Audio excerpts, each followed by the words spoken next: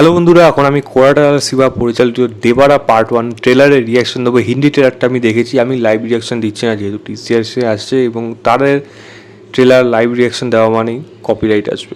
তো আমি ট্রেলারটা দেখলাম, কেমন লাগলো সেটা নিয়ে আলোচনা করব। লিড রোলে আমাদের প্রিয় জুনিয়র এনটিআর রয়েছে, অবশ্যই সঙ্গে সৈফ আলি খান রয়েছে এবং জাহ্নবী কাপুর রয়েছে এই সিনেমার লিডে। তো কেমন হলো গল্পটা এই ছোটো করে বলি, যেইটুকু ট্রেলারটা দেখে আমি বুঝতে পারলাম এখানে বাবা ছেলে দুটোই জুনিয়র এনটিআর প্লে করছে। বাবা এমন একটা জায়গা, এমন একটা কোস্টাল এরিয়া ঘটনা এটা দেখানো হচ্ছে যেখানে কর্মজীবনে তারা ম্যাক্সিমাম লোকই তারা ডাকাতি করে থাকে বা জলদস্যু বলা যায়। এবং তাদের একজন লিডার রয়েছে, যে লিডার কিন্তু চায় না তারা এই জিনিসটা করে, তারা তাদেরকে কন্ট্রোল করে রাখতে চায়। সেই ক্যারেক্টারটা হলো দেবারা, মানে জুনিয়র এনটিআর ক্যারেক্টার, যাকে সবাই ভয় পায়।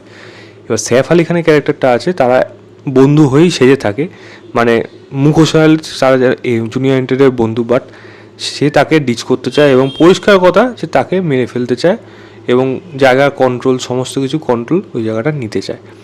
এবার এমন একটা ঘটনা ঘটে যেই সময় এই দেবারা ক্যারেক্টারটা নিরুদ্দেশ হয়ে যায়, ভেবে নেওয়া হয় যে সে হয়তো মারা গেছে।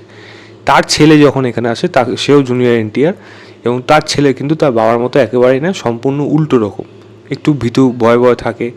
এবং এই জায়গায় সে যখন জানতে পারে যে তার বাবার মৃত্যুর পেছনে কে রয়েছে, তখন তার মধ্যে একটা চেঞ্জেস আসে এবং সেই আসা তারপরে কি করে এবং যখন কি আলটিমেটলি জানতে পারে যে তার বাবা কি সত্যি মারা গেছে এবং ওই ঘটনাতে ওই সমুদ্রের মধ্যে কি এমন ঘটনা ঘটেছিল এবং কিছু লোকের ব্যাখ্যা অনুযায়ী সমুদ্রের তলায় তারা কি এমন জিনিস দেখেছিল এবং কিছু কঙ্কালের সিনও এখানে দেখা গেছে। কি এমন জিনিস দেখেছিল যার জন্য এই ঘটনাটা খুবই বা বলতে গেলে সবার থেকে লোকানো, বা কেউ এটা নিয়ে আলোচনা করতে চায় না। তো সিনেমাটার ব্যাপারে এইটুকু পরিষ্কার বোঝা যাচ্ছে, বাবার যে সাথে যে খারাপটা হয়েছে তার বদলা ছেলে নিতে আসছে।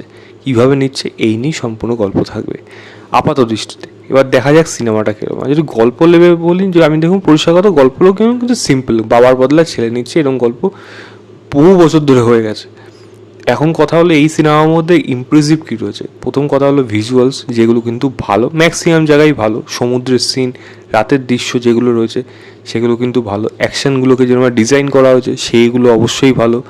অনিরুদ্ধের বিজিএম লাজবাব লেগেছে, ওই জায়গাগুলো মানে হলে দেখলে ফাটাফাটি লাগবে সেই জায়গাগুলো। এবং পারফরমেন্সে জুনিয়র এনটিআর এবং সৈফ আলি খান এই দুজন কিন্তু ফাটিয়ে দেবে। জাহ্নবী কাপুরের যদি কথা বলি, জাহ্নবী কাপুরের এখানে কিন্তু সেরকম কোনো দৃশ্যটি খুব একটা রয়েছে তা কিন্তু না, এবং খুবই বোকা বোকা ওই সাউথের সিনেমার নায়িকারা যেরকম হয় বা তেলেগু সিনেমার নায়িকা বিশেষ করে যেরকম হয় ওরকম টাইপেরই কিছু একটা হবে জাহ্নবী কাপুরের ক্যারেক্টারটা। তো ওখান থেকে বেশি কিছু আশা নেই, দেখা যাক সেটা কীরকম হয়। বাট জুনিয়র এনটিআর এই দুটো রোলে কিন্তু সে কিন্তু ছাপ খাবে, এটা পরিষ্কার কথা। এবং সৈফ আলি খানের যদি কথা বলি, সে কিন্তু আমাদের সেই ল্যাংড়া তেগির মতো এমন একটা ক্যারেক্টার সে পেয়েছে যেখানে কিন্তু তার ইমপ্রুভমেন্ট করা বা বলা যায় প্রশংসা করার মতো জায়গা কিন্তু সে তৈরি করতে পারবে, এটা আমার বিশ্বাস আছে।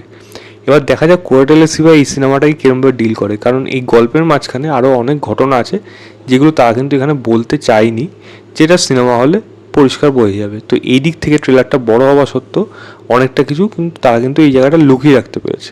তো সেটা একটা দিকে ভালো, ট্রেলার এডিটের অনুযায়ী সেই ভালো। কিন্তু আরেকটা দিকে ট্রেলার এডটা কিন্তু লেন্থ অনুযায়ী অনেকটা বড় হয়ে গেছে, তাই এখানে অনেকগুলো সিন আছে যেগুলো কিন্তু এখানে কেটে ছোটো করে গল্প আরও একটু লুকিয়ে রাখতে পারতো, তাহলে হয়তো ব্যাপারটা ভালো হতো। এবং হ্যাঁ, যদি আমি বলি ভিজুয়ালস যেরকম আমার ভালো লেগেছে, ভিএফএক্সে কিছু জায়গা কিন্তু এখানে আমার উইক মনে হয়েছে, সেটা হয়তো আরও অনেকটা বেটার করা যেতে পারতো। অ্যাটলিস্ট যে বাজেটে বানানো হচ্ছে সেই অনুযায়ী এটা কিন্তু ভালো ভিএফএক্স ডিমান্ড করে। এবং এরকম ধরনের যখন সমুদ্র জলের মধ্যে যখন ঘটনা, তখন তার মধ্যে কিন্তু ভিজুয়ালস হলো সবথেকে বড় ইম্পর্টেন্ট। এরকম অ্যাকশন সিনেমা যখন হতে যাবে, তো সেই জায়গাগুলো ভিজুয়ালসের দিকে যদি তারা ভালোভাবে তাকায়, যতটা দেখতে পারলাম ততটা ম্যাক্সিমাম ইমপ্রেসিভই আছে। কিন্তু এরপরে যদি মানে সিনেমা হলে গিয়ে যদি দেখি ব্যাস এইটুকুই রয়েছে বা এর থেকে বেশি কিছু নেই, তাহলে কিন্তু মুশকিল হবে। কারণ আন্ডার ওয়াটার কিছু সিকোয়েন্স যেমন ভালো লাগছে, আবার একজন অবাক হয়ে যখন দেখছে জলের মধ্যে ভেতর দিয়ে, সেই সিনটা যে খুব একটা কিন্তু আবার ভালো লাগছে না, এরকম কোনো কিন্তু দৃশ্য রয়েছে। তো আমি যদি ট্রেলারটা নিয়ে আমি ইটসেলফ কথা বলি, ট্রেলারটা আমার কেমন লাগলো, ট্রেলারটা আমার ভালো লেগেছে। এক্সট্রাঅর্ডিনারি কিছু এরকম লেগেছে তা না, তবে সেটা হবার একটা চান্স বা আশা আমার আছে। দেখা যাক সেটা কীরকম হয়। আমি লিঙ্কটা দিয়ে রাখবো ডেসক্রিপশনে, আপনারা অবশ্যই চেক করবেন, চেক করে জানাবেন আপনাদের কেমন লাগলো। তো এই ছিল আমার ওভারঅল ট্রেলার রিয়াকশন দেবারা পার্ট 1-এ। ভিডিওটা ভালো লাগে লাইক শেয়ার এবং চ্যানেলটাকে অবশ্যই সাবস্ক্রাইব করে দেবেন। বাই।